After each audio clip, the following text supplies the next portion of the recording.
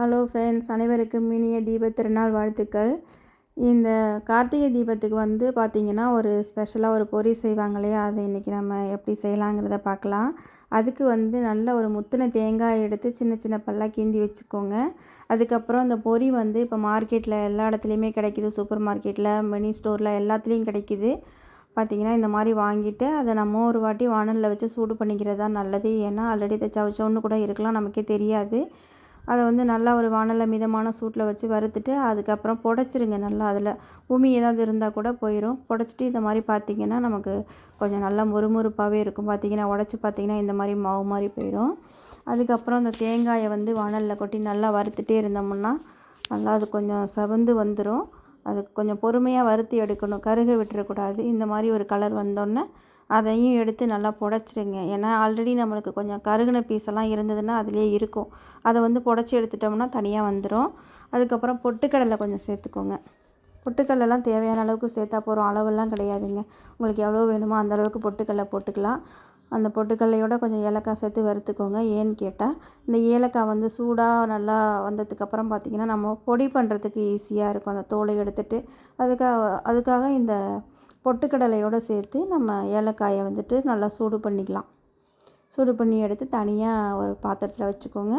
லாஸ்ட்டாக பொடி பண்ணி நம்ம சேர்த்துக்கலாம். அதில் இந்த வறுத்த பொட்டுக்கடலையும் இதில் மிக்ஸ் பண்ணிடுங்க. அதுக்கப்புறம் பார்த்தா நம்ம கொஞ்சம் எள் சும்மா ஒரு 2 ஸ்பூன் போட்டுக்கோங்க போதும். எள்ளை நல்லா அப்படி பொரிஞ்சு வரும். கருக விட்டுறாதீங்க, எதையுமே கருக விட்டுறாதீங்க, நல்லா இருக்காது. இந்த மாதிரி பொரிஞ்சு வந்தோன்னா அந்த எல்லையும் கல் இல்லாமல் கொஞ்சம் பார்த்துட்டு அதுக்கப்புறமா இந்த மாதிரி இதில் சேர்த்துக்கோங்க. இந்த ஏலக்காயை எடுத்து வச்சோம் இல்லையா, அதை இந்த மாதிரி தோலை எடுத்துகிட்டு பொடி பண்ணி அதில் மிக்ஸ் பண்ணிக்கோங்க. நிலக்கடலை வேணும்னா சேர்த்துக்கலாம், இல்லைன்னா வேணாங்க. நிலக்கடலை கொஞ்சம் வறுத்துட்டு அதையும் தோலை நீக்கிட்டு அதோட மிக்ஸ் பண்ணிடுவோம். அடுத்து ஒரு தனியாக ஒரு பாத்திரத்தில் ஒரு 1/2 டம்ளர் அளவு தண்ணி ஊற்றிட்டு ஒரு 1/2 கிலோ சர்க்கரை சேர்த்து பாகு காய்ச்சிருவோம்.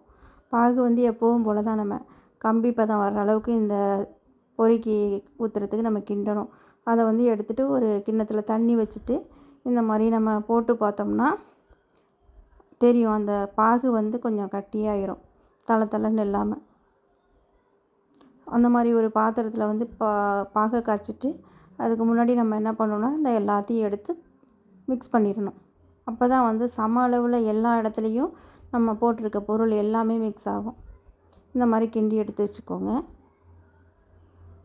இப்போ நமக்கு சர்க்கரை பாருங்கள், கம்பி பதம் அளவுக்கு நல்லா பாகு ரெடி ஆயிடுச்சு. பார்த்தாலே தெரியும் உங்களுக்கு, எடுத்து பார்த்திங்கன்னா கட்டியாக இருக்கும். இதுதான் பதம் சர்க்கரை பாகுக்கு. இந்த மாதிரி வந்தோடனே எடுத்துட்டு நம்ம அதை இறக்கியும் ஊற்றலாம். அப்படி இல்லைன்னா அந்த பாத்திரத்தில் வச்சுருக்கோம் இல்லையா சர்க்கரை பாகு, அதுலேயே அடுப்பில் லைட்டாக தீயை வச்சுட்டு ரொம்ப லோ ஃப்ளேமில் வச்சுட்டு இந்த எல்லாம் மிக்ஸ் பண்ணி வச்சுருக்க பொரியோடு சேர்ந்த பொருள் அனைத்தையும் போட்டு அதில் கிண்டி எடுத்துட்டோம்னா இந்த மாதிரி நமக்கு கிடச்சிரும். நல்லா கிறிஸ்பியான அவல் கிடச்சிரும். இதை நீங்கள் ஒரு வாரத்துக்கு கூட வச்சுட்டு சாப்பிட்லாம், நல்லாயிருக்கும். அதுவும் இந்த மழை டைமில் சாப்பிட்றதுக்கு நல்லாவும் இருக்கும். இந்த தேங்காய் எல்லாமே நம்ம வறுத்து போட்டதுனால சீக்கிரம் கெட்டு போகாது. தேங்க்யூ.